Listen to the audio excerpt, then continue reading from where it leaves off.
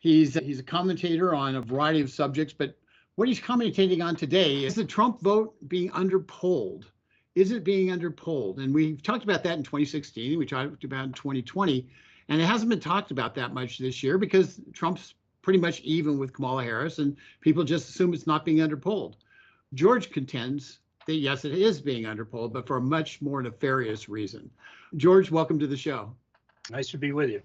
Could you right up front tell people how they can follow your work? We'll do it at the end also, but I want to make certain people who are at this beginning understand how they can get to you, how they can follow, how they can get things directly from you. Okay, I have a blog. It's called knowledgeisgood.net, knowledgeis.net, all one word, and it can be reached through the blog. And I write for the American Spectator, and most of what I write for the Spectator I post on my blog, but I have other articles that I post on my blog in addition to what I write for the Spectator. Very good. So it is a constant source of information, and quite honestly, it's really cool to be able to read George's perspectives, and you can sit there and you can learn from them, and then you can evaluate and say, well, do I agree with this? Do I not agree? But you know a lot more when you're done than you did going in, and that's the value of it. So thanks for doing that, George. I know it's a lot of work. Happy to do it, and I enjoy it, and I particularly enjoy when people take issue with what I've written. So I believe in a free flow of information back and forth. That's great. That's because that's called the First Amendment. And in today's world, it flows directly into our discussion, because there's an article that has a theory, as you wrote about, that the Trump vote is not showing up in polls the way it should. And it's not because of being undercounted or underreported, it's because it's submerged. What does that mean, submerged? That's a term that was used by Robert Cahaly, the co-founder and chief strategist of the Trafalgar Group, which is a polling firm out of Atlanta, Georgia. And Cahaly was interviewed in 2022 and again just about 2 weeks ago, in which he discussed the underpolling of Trump voters. And he began by talking about 2016 and 2020. The Trafalgar Group, almost alone among the pollsters, predicted that Trump would win in 2016, and he did. The Trafalgar Group predicted that Trump would win in 2020, and Trump lost by hair's breadth. But the numbers, the polling numbers in both instances were far below what Trump actually achieved in terms of actual votes. I believe in 2016, Hillary Clinton was given a 6-point lead nationally over Trump. And at the end of it, even though she lost, she did win the national poll or national vote by about 2.1%. In 2020, the Real Clear Politics polling average had Joe Biden up 10.3% over Trump. And once the smoke cleared, Biden had won by, I believe, only 4%. The polling was off in both of those contests. And Cahaly said, look, in 2016 and 2020, we had difficulty in polling Trump voters, primarily because they were shy. They didn't want to be judged by a live caller calling to find out if they were going to vote for Trump, who was much maligned and reviled in the press. And so they were shy. They didn't want to come right out and say anything about voting for Trump. He said, but all that changed after Biden won the election and the Biden-Harris administration took over. And what happened then was Biden accused MAGA Republicans of being a threat to the nation, a threat to democracy. And then there were arrests by the FBI made in connection with the January 6th riots.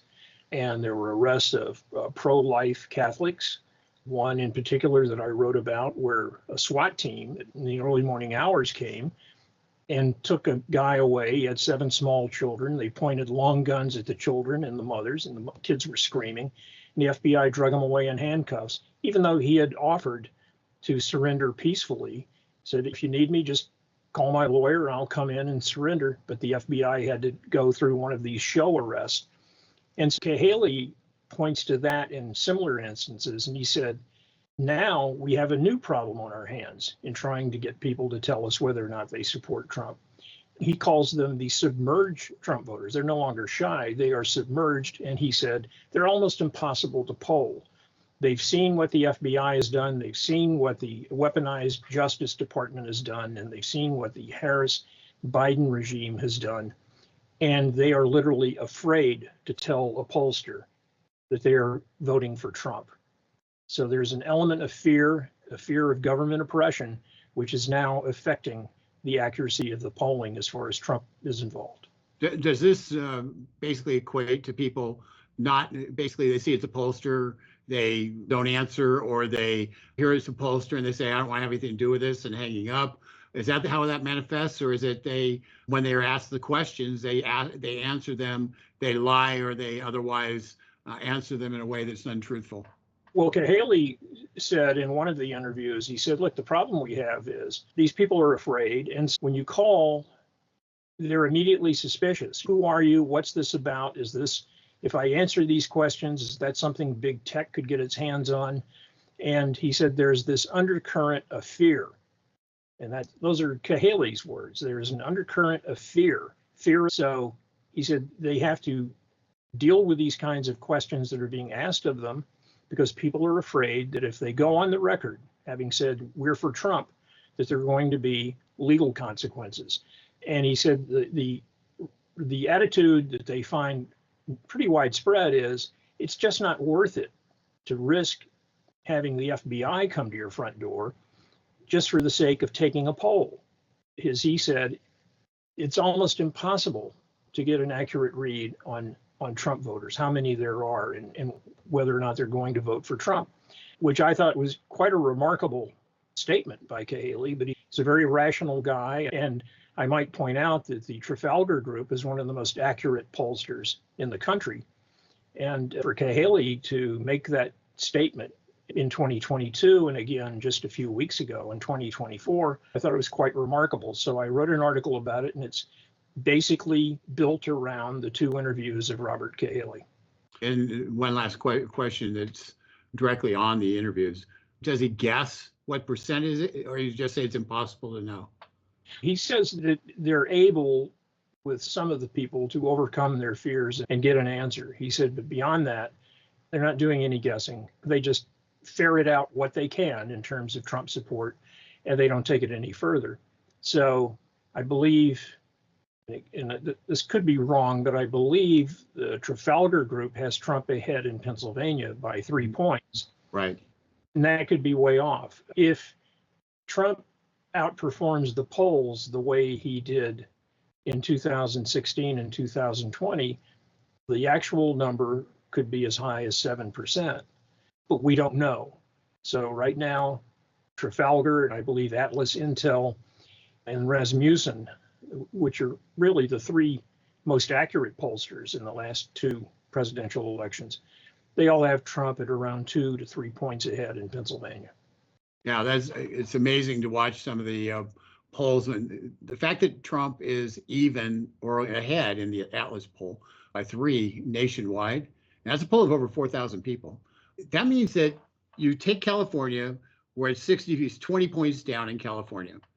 And the rest of the country, absent California, he's 23 points up for him to be +3. That's astonishing, because you still have New York and Illinois thrown in there that are terrible. And states like Oklahoma don't have that many people. So it's a pretty astonishing number when you look at it, that Trump is even or within a point or two of Harris, let alone having polls show him now in the lead on the nationwide polling, which is disastrous for the Harris campaign.